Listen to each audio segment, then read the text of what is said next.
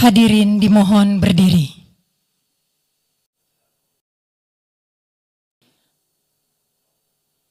Lagu Kebangsaan Indonesia Raya.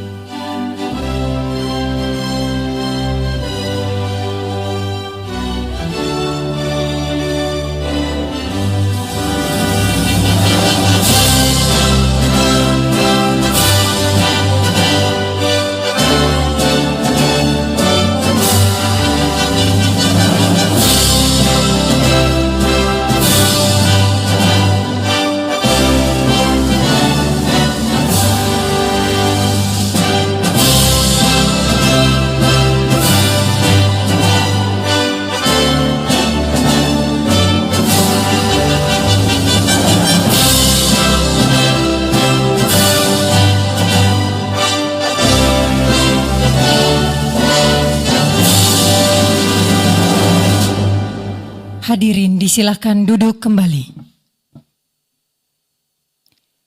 Yang terhormat Presiden Republik Indonesia dan Wakil Presiden Republik Indonesia.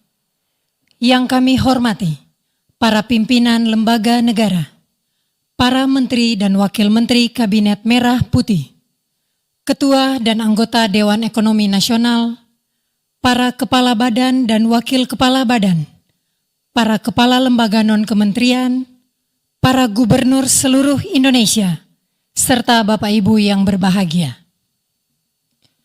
Assalamualaikum warahmatullahi wabarakatuh. Selamat siang dan selamat datang di Istana Negara dalam acara penyerahan daftar isian pelaksanaan anggaran dan buku alokasi transfer ke daerah tahun anggaran 2025 serta peluncuran katalog elektronik versi 6 oleh Presiden Republik Indonesia. Mengawali acara pada siang hari ini, marilah kita dengarkan laporan Menteri Keuangan, Ibu Sri Mulyani Indrawati.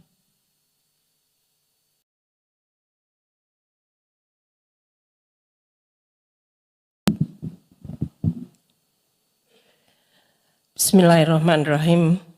Assalamualaikum warahmatullahi wabarakatuh. Selamat siang dan salam sejahtera untuk kita semua. Om Swastiastu, Namo Buddhaya, salam kebajikan, Shalom. Yang kami hormati Bapak Presiden Republik Indonesia, Bapak Wakil Presiden Republik Indonesia, para ketua dan wakil ketua lembaga tinggi negara, para menteri dan pimpinan lembaga, Jaksa Agung, Kepala Kepolisian Negara Republik Indonesia, para gubernur dan kepala daerah, serta hadirin yang terhormat.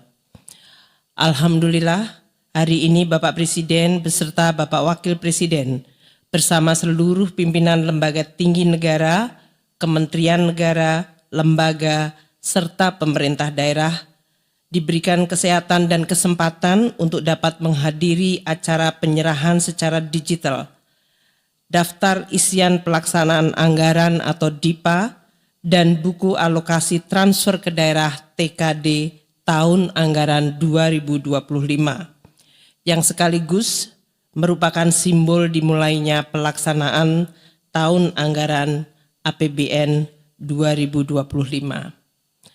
Kami haturkan terima kasih atas kesediaan Bapak Presiden Republik Indonesia untuk menghadiri dan nantinya akan memberikan arahan langsung bagi pelaksanaan anggaran pendapatan belanja negara atau APBN 2025 dan ini merupakan tahun pertama dari pemerintahan Presiden dan Wakil Presiden terpilih. APBN 2025 disusun dalam masa transisi pemerintahan hasil pemilu 2025. Di dalam proses penyusunan, pemerintah bersama DPR telah melakukan komunikasi dan konsultasi dengan Presiden terpilih agar program pembangunan prioritas Presiden terpilih dapat diakomodasikan secara optimal dalam APBN 2025.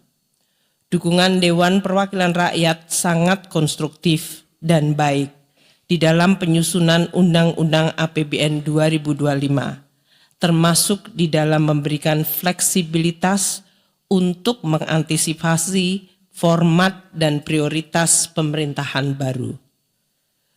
Pemerintah menyampaikan terima kasih dan penghargaan setinggi-tingginya kepada pimpinan dan seluruh anggota DPR RI atas segala masukan, dukungan, dan kerjasama yang luar biasa baik sehingga seluruh proses pembahasan Undang-Undang APBN tahun 2025 dapat diselesaikan dengan baik sesuai jadwal.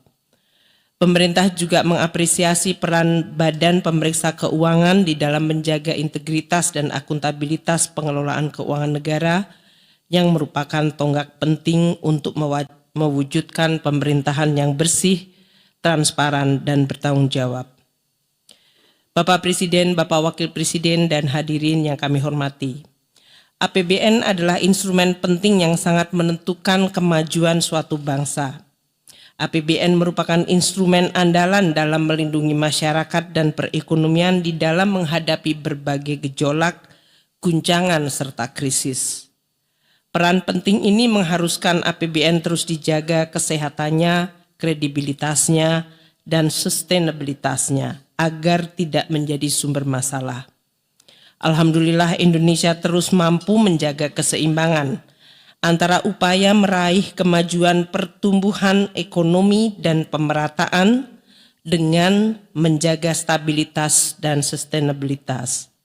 Prestasi ini tidak mudah dan perlu terus dijaga karena guncangan dan gejolak serta krisis akan terus terjadi, seperti pandemi COVID-19, dinamika global politik, keamanan, seperti konflik di Rusia, Ukraina, di Timur Tengah, serta perang dan ketegangan ekonomi dan perang dagang antara negara-negara besar.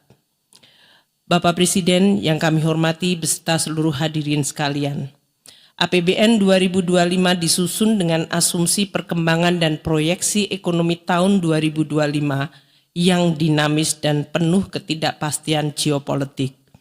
Perekonomian Indonesia dalam periode 2022 hingga 2024 diperkirakan tumbuh di kisaran 5% di tengah melambatnya ekonomi global dan terjadinya perang dagang dan proteksionisme serta konflik geopolitik yang menyebabkan volatilitas harga komoditas.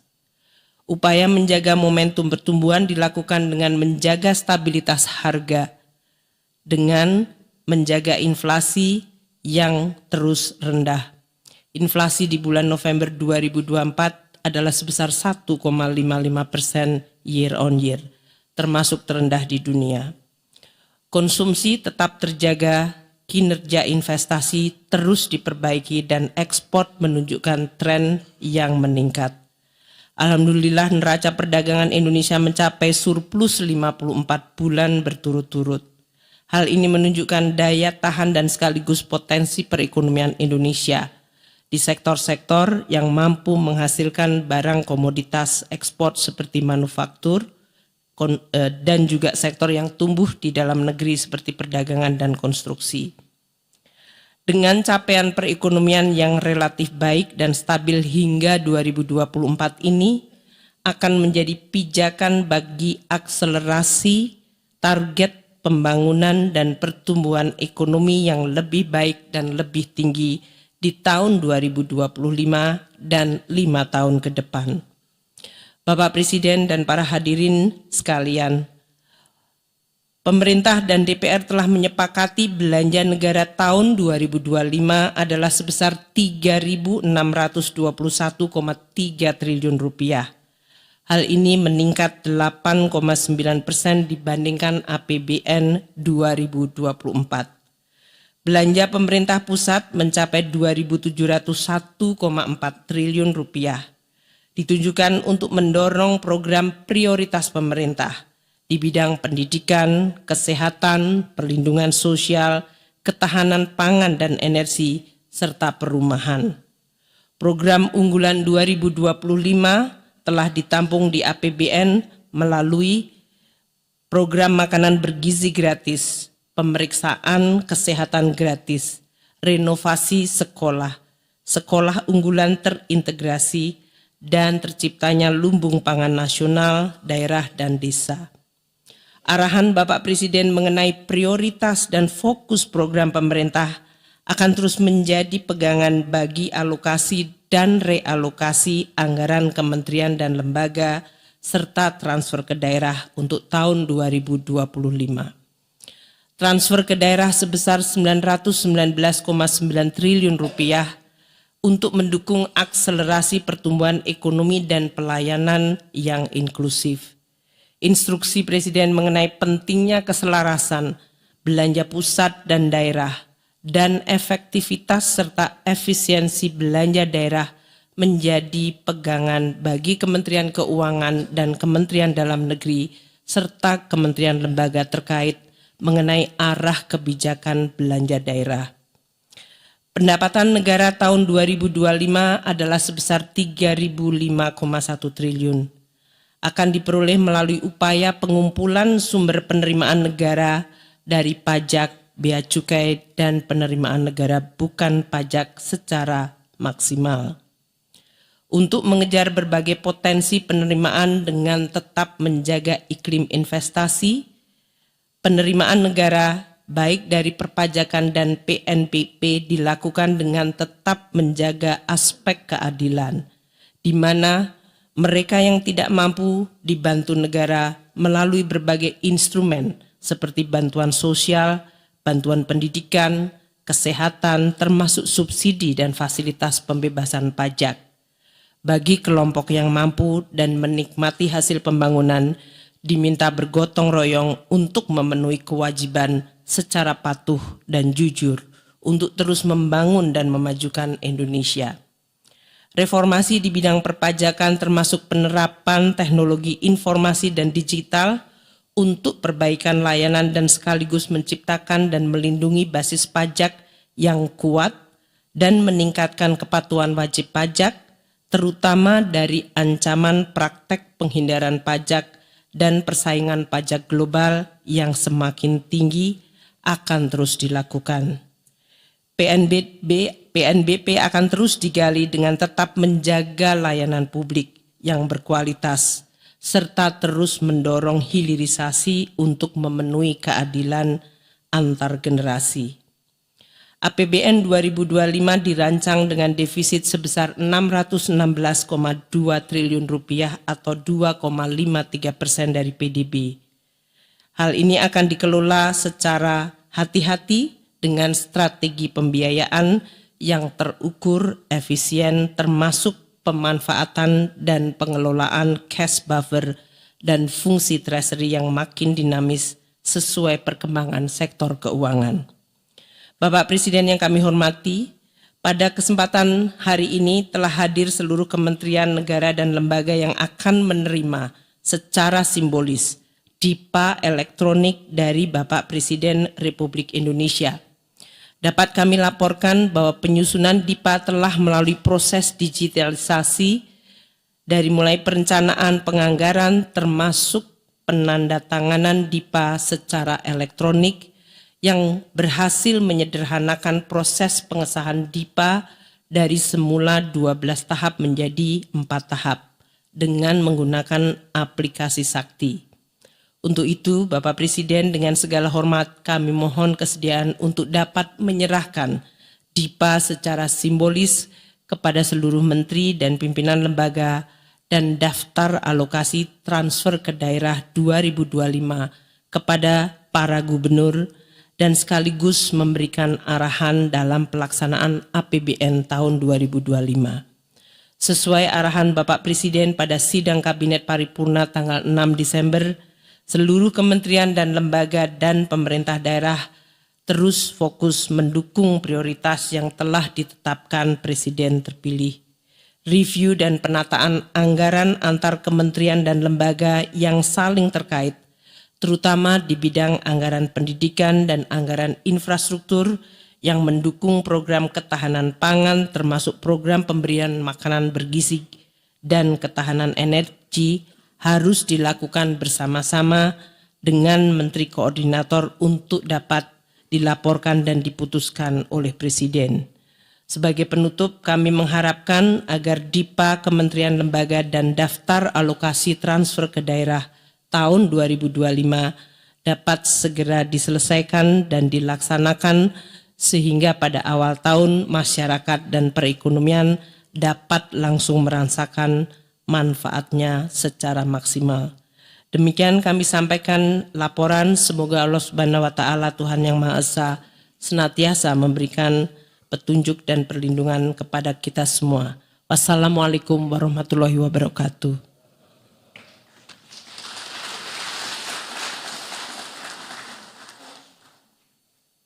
Selanjutnya kita saksikan bersama penayangan video Asta Cita.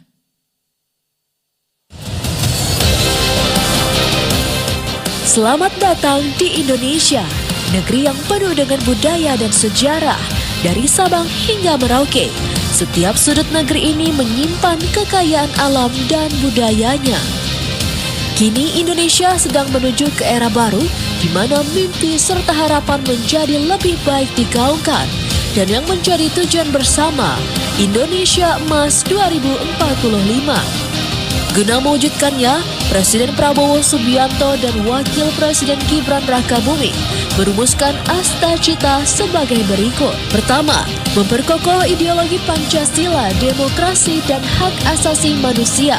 Aspek tersebut mempunyai tujuan utama, yaitu keinginan membangun bangsa yang tidak hanya kuat secara fisik dan ekonomi, tetapi juga adil dan inklusif bagi seluruh rakyat Indonesia. Kedua, memantapkan sistem pertahanan keamanan negara dan mendorong kemandirian bangsa melalui swasembada pangan, energi, air, ekonomi kreatif, ekonomi hijau, dan ekonomi biru. Aspek ini mengingatkan kita untuk saling merangkul dalam mewujudkan cita-cita bersama dan perekonomian yang solid. Ketiga, meningkatkan lapangan kerja yang berkualitas, mendorong kewirausahaan, mengembangkan industri kreatif, dan melanjutkan pengembangan infrastruktur. Aspek ini mempunyai arti bahwasanya kita akan membangun infrastruktur yang lebih modern, serta ingin membuka lebih banyak lagi lapangan pekerjaan yang berkualitas, kewirausahaan dan industri kreatif bagi rakyat Indonesia. Keempat, memperkuat pembangunan sumber daya manusia, sains, teknologi, pendidikan, kesehatan, prestasi olahraga, kesetaraan gender, serta penguatan peran perempuan, pemuda, dan penyandang disabilitas. Aspek ini merupakan salah satu indikator penting dalam berpartisipasi untuk menuju Indonesia Emas 2045. Kelima, melanjutkan hilirisasi dan industrialisasi untuk meningkatkan nilai tambah di dalam negeri, akan mendukung dalam meningkatkan nilai modernisasi negara hingga pemanfaatan artificial intelligence di sektor hilirisasi dan industrialisasi Indonesia. Keenam, membangun dari desa dan dari bawah untuk pemerataan ekonomi dan pemberantasan kemiskinan. Tidak hanya memfokuskan dalam aspek modernisasi, tidak lupa juga untuk kita membangun ekonomi dan mendukung pemberdayaan UMKM bagi masyarakat di desa. Ketujuh, memperkuat reformasi politik, hukum, dan birokrasi, serta memperkuat pencegahan dan pemberantasan korupsi dan narkoba. Pentingnya menjaga dan meningkatkan integritas negara untuk lebih bersih, adil, dan mewujudkan good governance, debirokratisasi, serta memiliki komitmen anti korupsi. Asta Cita terakhir atau ke-8, memperkuat penyelarasan kehidupan yang harmonis dengan lingkungan, alam dan budaya, serta peningkatan toleransi antar umat beragama untuk mencapai masyarakat yang adil dan makmur. Dan toleransi yang kita punya terhampar dari ujung Sumatera hingga Papua. Itulah 8 cita yang digagas selama masa pemerintahan Presiden Prabowo Subianto dan Wakil Presiden Gibran Rakabuming.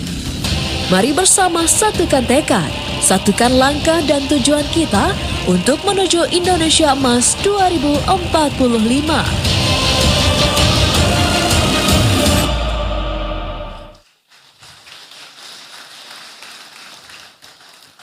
Bapak Ibu hadirin yang kami hormati, selanjutnya laporan Ketua Dewan Ekonomi Nasional Bapak Luhut Binsar Panjaitan.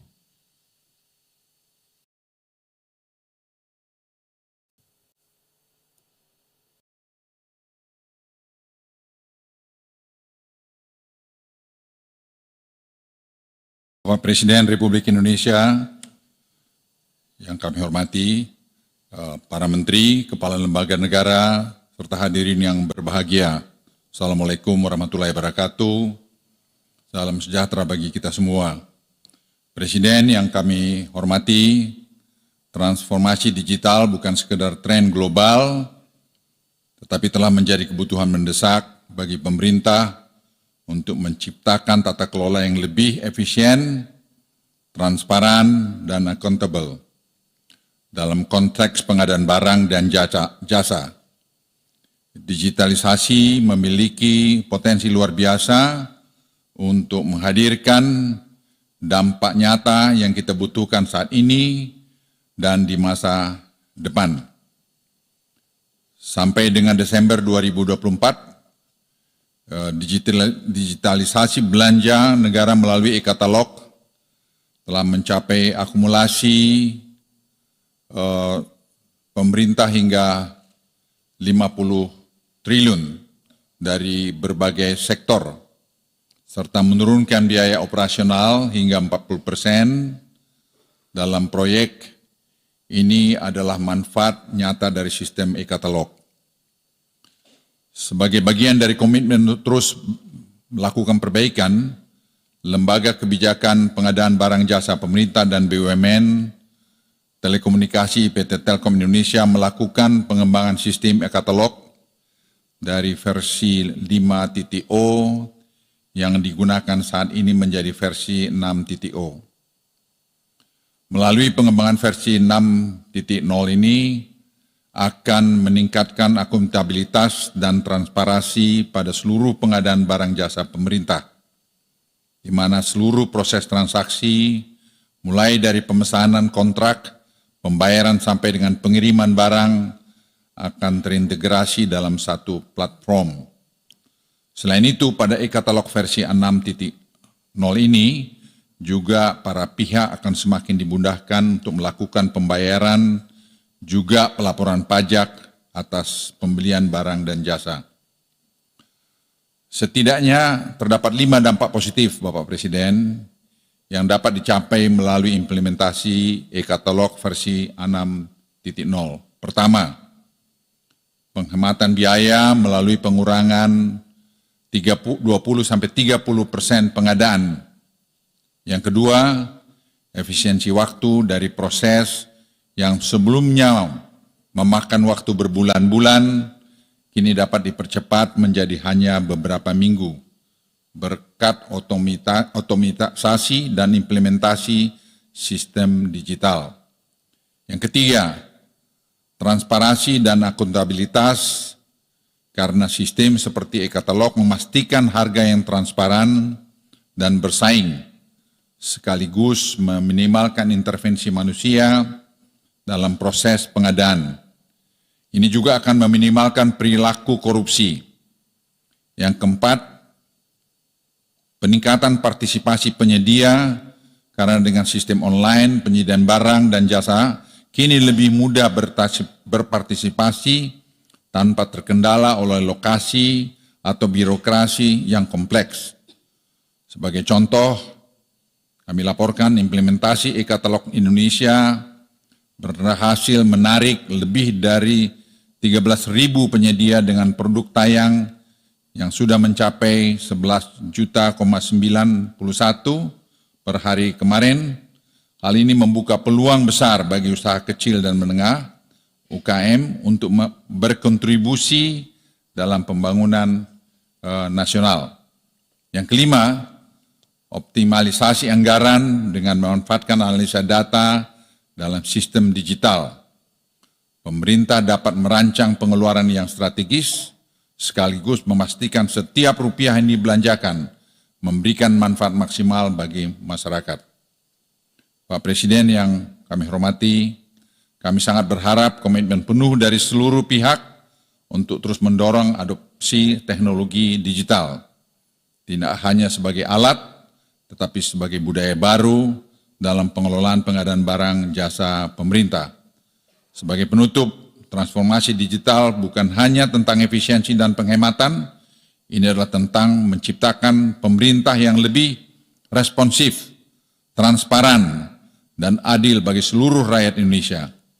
Mari bersama-sama kita dukung langkah ini demi menciptakan masa depan lebih baik untuk negeri yang kita cintai ini. Demikian yang dapat kami laporkan, mohon arahan selanjutnya dari Bapak Presiden. Sekian, terima kasih. Wassalamualaikum warahmatullahi wabarakatuh.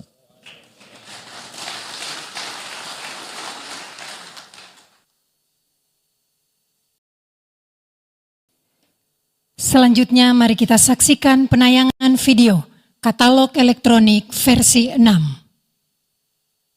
Sekarang kita punya yang disebut e-katalog. Negara perlu berbelanja barang dan jasa untuk pembangunan dan juga pemeliharaan. Disinilah Lembaga Kebijakan Pengadaan Barang Jasa Pemerintah hadir untuk mengatur proses pembelanjaan anggaran negara dengan sistem pengadaan terdigitalisasi. Proses belanja jadi lebih efektif dan efisien untuk mewujudkan asta cita pemerintahan yang bersih, efektif, dan terpercaya. Kini hadir e-katalog versi 6 dengan teknologi digital yang mampu meningkatkan efisiensi sampai 20% sebagai upaya pencegahan korupsi. Dikembangkan oleh LKPP berkolaborasi dengan Kementerian Keuangan dan Kementerian Dalam Negeri. Sistem ini memungkinkan produk lokal bersaing sekaligus mendukung program pemerintah seperti makan bergizi gratis dan konsolidasi pengadaan. Sistem pengadaan yang terintegrasi mulai dari perencanaan, realisasi, hingga pembayaran. Sebagai wujud penyelenggaraan negara yang efektif dan transparan. 1 Januari 2025, e-katalog versi 6 siap digunakan oleh seluruh kementerian, lembaga, dan pemerintah daerah.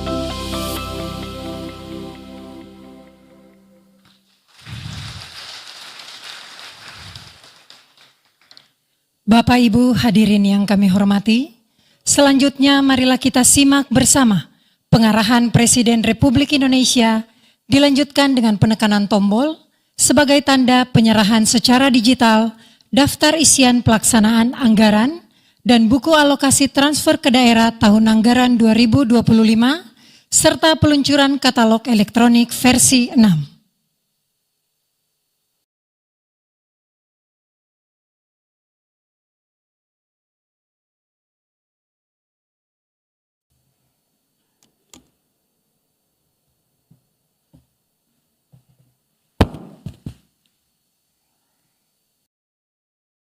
Bismillahirrahmanirrahim. Assalamualaikum warahmatullahi wabarakatuh. Salam sejahtera untuk kita semua. Shalom. Om Swastiastu. Namo Buddhaya. Salam kebajikan. Yang saya hormati, Saudara Wakil Presiden, para pimpinan lembaga negara yang hadir, Ketua MPR, Ketua DPR, Ketua DPD, Ketua BPK, Ketua MK, Ketua MA, Ketua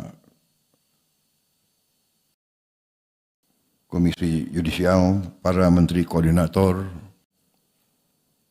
para Menteri Kabinet Merah Putih, Kepala Badan, Ketua Dewan Ekonomi Nasional, Jaksa Agung, Panglima TNI, Kapolri, Kepala BIN, Ketua KPK, Ketua KPU, Ketua Bawaslu, para gubernur yang saya hormati, dan para hadirin undangan yang berbahagia.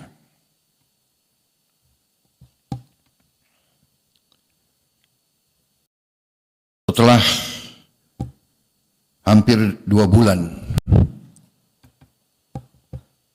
Kabinet Merah Putih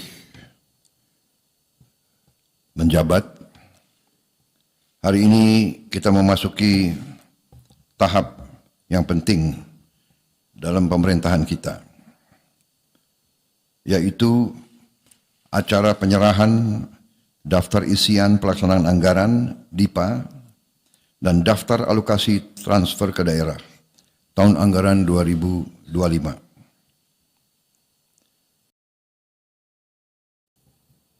Hal ini merupakan simbol dari dimulainya pelaksanaan APBN tahun 2025.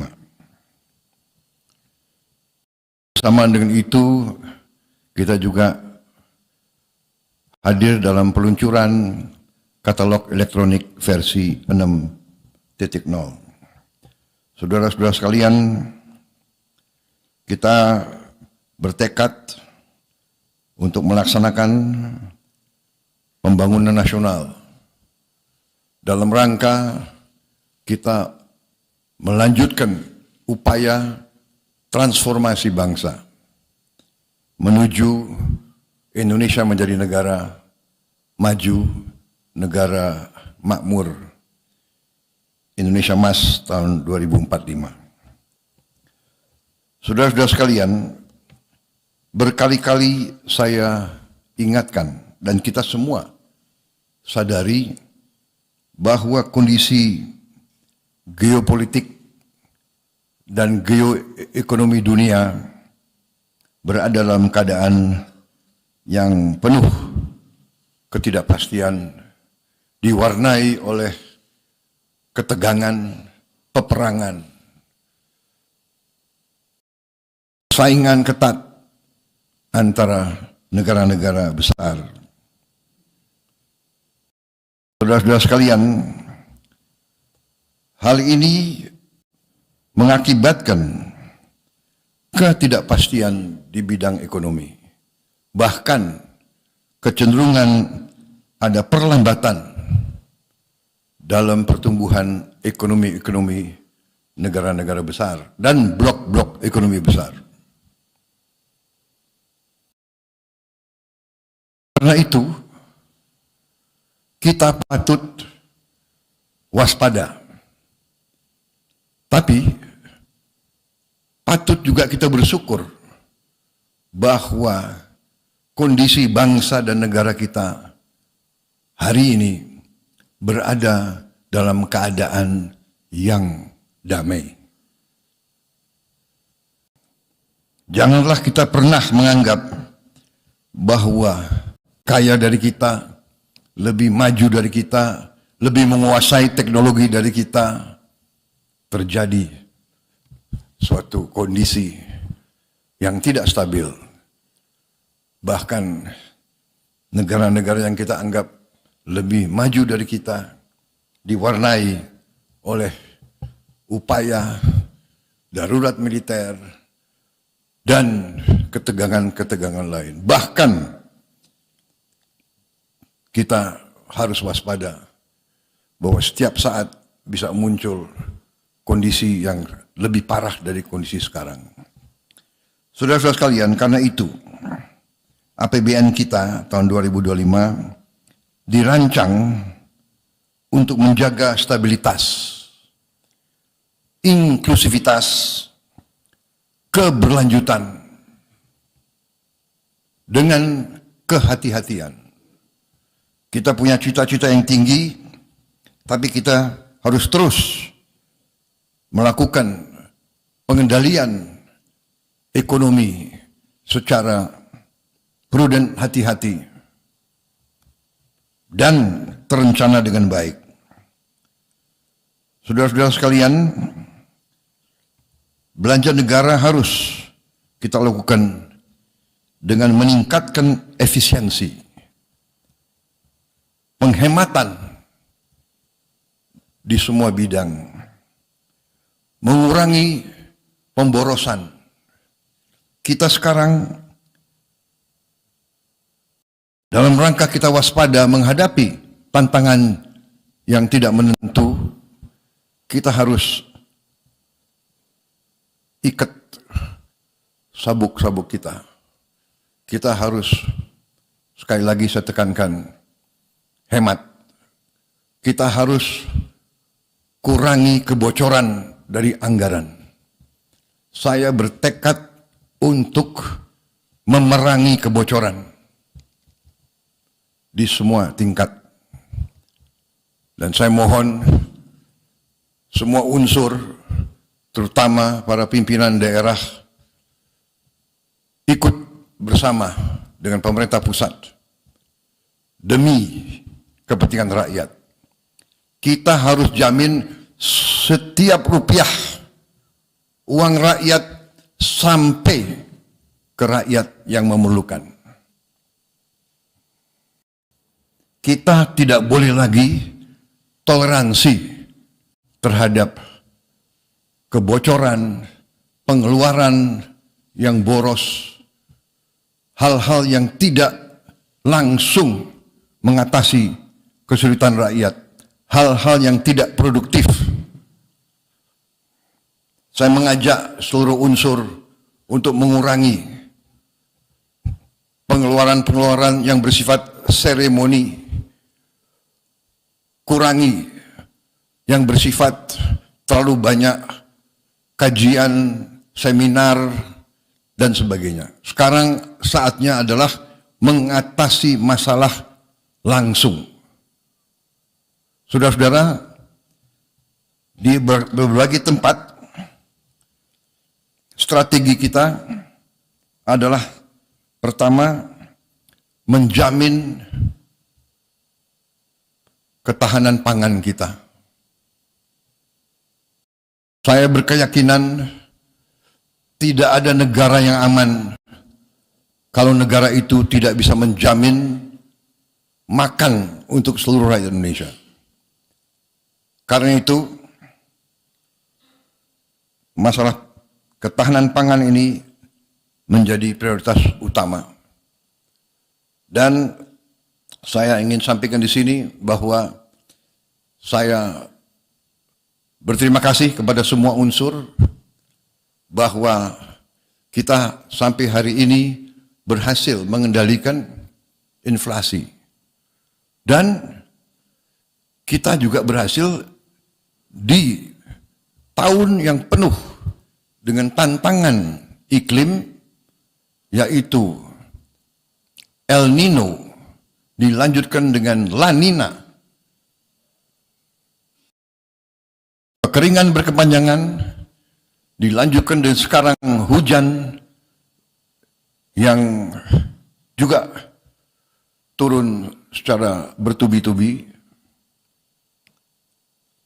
Produksi beras kita membanggakan.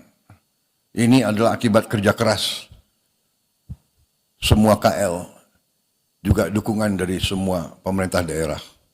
Saudara-saudara, saya tegaskan lagi, kita harus swasembada pangan. Kita harus punya lumbung pangan nasional. Kita harus punya lumbung pangan provinsi. Kita harus punya lumbung pangan kabupaten. Kita harus punya lumbung pangan desa. Ini adalah kearifan bermasyarakat nenek moyang kita ribuan tahun. Kita belajar tiap desa punya lumbung desa. Semua suku, semua daerah di Nusantara ini. Lumbung desa adalah tradisi nenek moyang kita. Tiap desa harus punya tanah yang diamankan untuk cadangan desa itu. Setiap lereng, setiap bukit, setiap lahan di desa harus kita manfaatkan secara baik. Hanya dengan swasembada ini kita akan aman dan kuat. Swasembada energi juga merupakan prioritas dari strategi transformasi kita. Kita bersyukur kepada Yang Maha Kuasa bahwa kita diberi karunia luar biasa.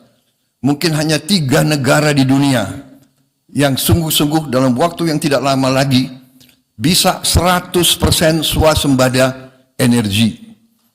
Dan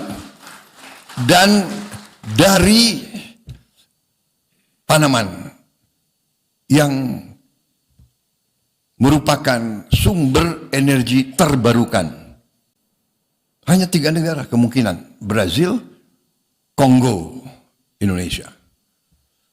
Karena itu kita harus pandai manfaatkan karunia ini. Kita tidak boleh lengah, kita tidak boleh malas, dan kita tidak boleh mengikuti kebiasaan-kebiasaan yang mungkin tidak produktif. Saudara-saudara, pemerintah yang saya pimpin bertekad untuk menegakkan hukum. Apa yang diamanatkan oleh Undang-Undang Dasar dan Undang-Undang akan saya jalankan. Semua pelaku ekonomi harus sekarang mematuhi semua ketentuan. Kewajiban kepada negara harus dilaksanakan. Kita harus memerangi penyelundupan. Penyelundupan ini menghancurkan kehidupan puluhan ribu rakyat kita. Saya ulangi, penyelundupan menghancurkan kehidupan puluhan ribu rakyat kita. Kita harus memerangi penyelundupan ke dalam dan keluar. Kekayaan kita tidak boleh kita Download Tribun X sekarang. Menghadirkan lokasi